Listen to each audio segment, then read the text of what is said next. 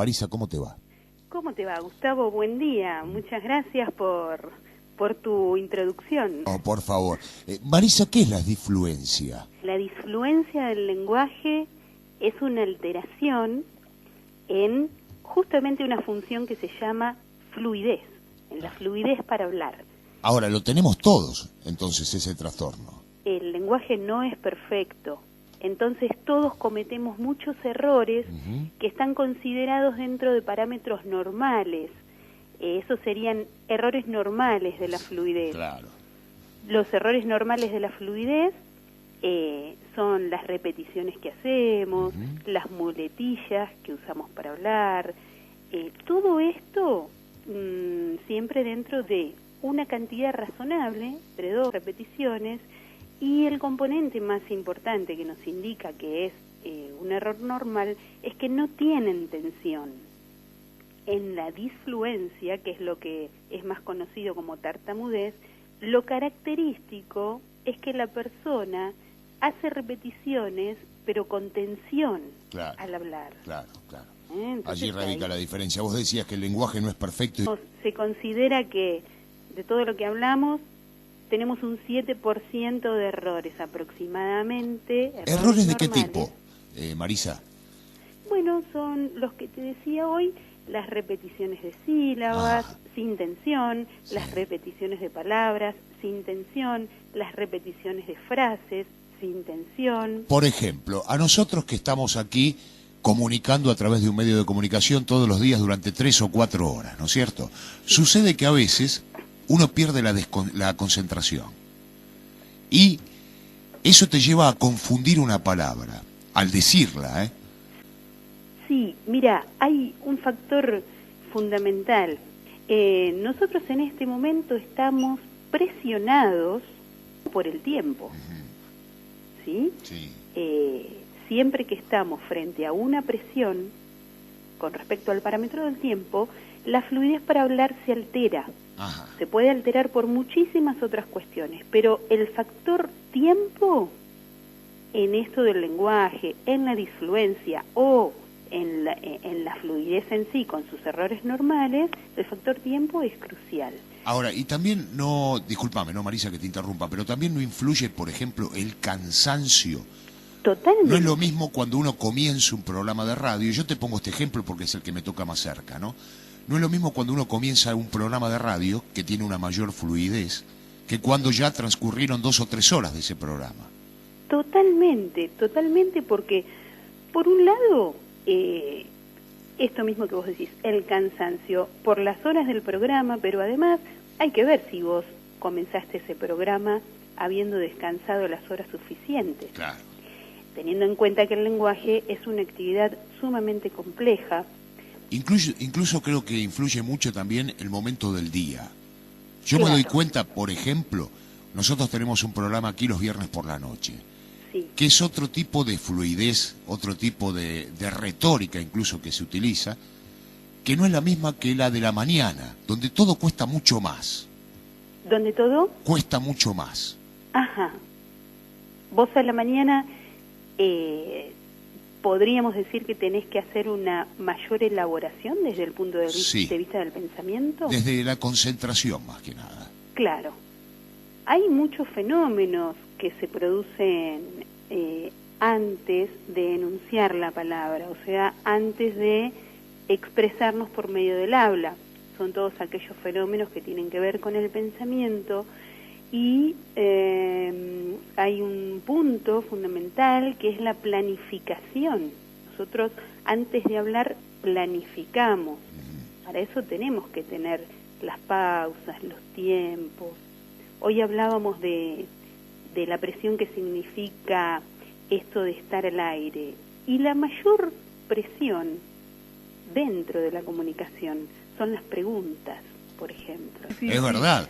Incluso porque muchísimas veces uno desconoce, y esto está muy mal que sea así para un comunicador, desconoce del tema que realmente atraviesa o trasunta a esa persona que uno está entrevistando. Ese es un gran error.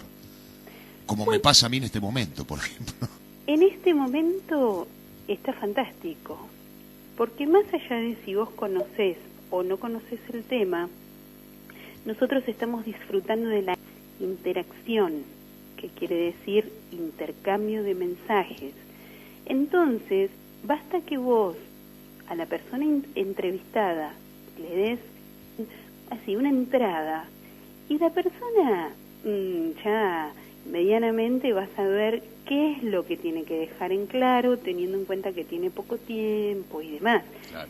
Siempre la presión es para la persona que tiene, desde el punto de vista de la fluidez estoy hablando, Sí. La presión es para la persona que tiene que responder, porque siempre que a nosotros nos preguntan algo, a todos como seres humanos, vas a hacer un trámite y des el número de documento y hoy espere que no me lo acuerdo, Sí, sí. Siempre la pregunta representa tener que responder ya. Y bueno, para eso en los programas de trabajo que nosotros aplicamos siempre se introducen herramientas desde el punto de vista del lenguaje que ayudan a que uno atraviese ese momento de estrés de la manera más cómoda posible, ¿no? Claro, claro. Marisa, ¿existen datos estadísticos sobre cuánta gente que padece disfluencia en el Partido de la Costa existe? Mirá, en el Partido de la Costa no. A nivel mundial se considera que hay un 2% de personas que se traban para hablar. Pero, como en los últimos años a nivel mundial se han llevado a cabo campañas de difusión para que se conozca, por ejemplo, que esta dificultad, si la tomás antes de los 6 años, se puede resolver,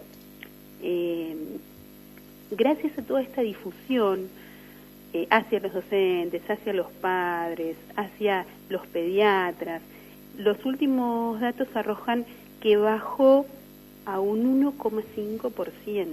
Ajá. Y sabes, a partir de hoy y hasta el 8 de julio hay un congreso mundial que lo organiza la Asociación Internacional de Fluidez, está ocurriendo en Portugal, y la Asociación Argentina de Tartamudez está representando a la Argentina allá con un video que se mandó a hacer, un video anti-bullying. Ese video que fue realizado con todo el material de las jornadas que se hacen, bueno, en fin, de mucha actividad que hay en el año, después va a recorrer el país yendo a todas las escuelas para hacer la difusión sobre este tema. Ajá. Pero además, hablando de difusión, es muy importante que te comente algo.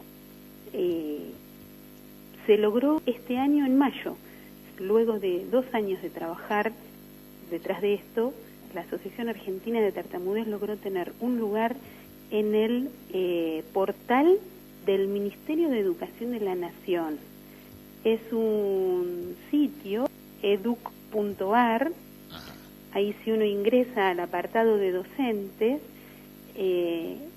hay cantidad de información, asesoramiento a los docentes, a las familias que quieren saber más, a cualquier persona con disfluencia, una persona adulta que a lo mejor todavía no se animó a dar el paso de hacer la consulta. Esto es muy nuevito, el sitio está hermoso y bueno, hay afiches que se hicieron para que los docentes sepan cómo tienen que actuar frente a un alumno con disfluencia, y estos afiches van a bajar a todas las escuelas públicas.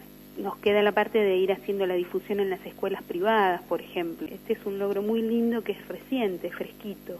Que me des la posibilidad de difundir esto es maravilloso porque está al alcance de todos y es nuestra responsabilidad. Los que estamos en este tema tenemos esta responsabilidad.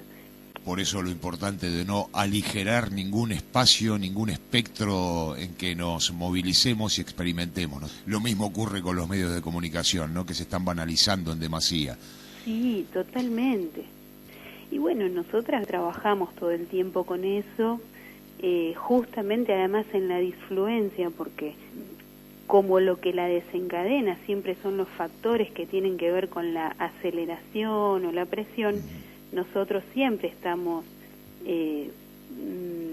introduciendo todo esto de las pausas, de la escucha, y entonces es interesante porque la comunicación toma otro matiz.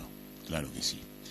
Marisa, te mando un abrazo enorme, muchísimas gracias por haber mantenido este contacto, aunque sea un ratito con nosotros. Gracias por la nota, fue bien espontánea, me encantó, así que yo también te mando un abrazo enorme a vos.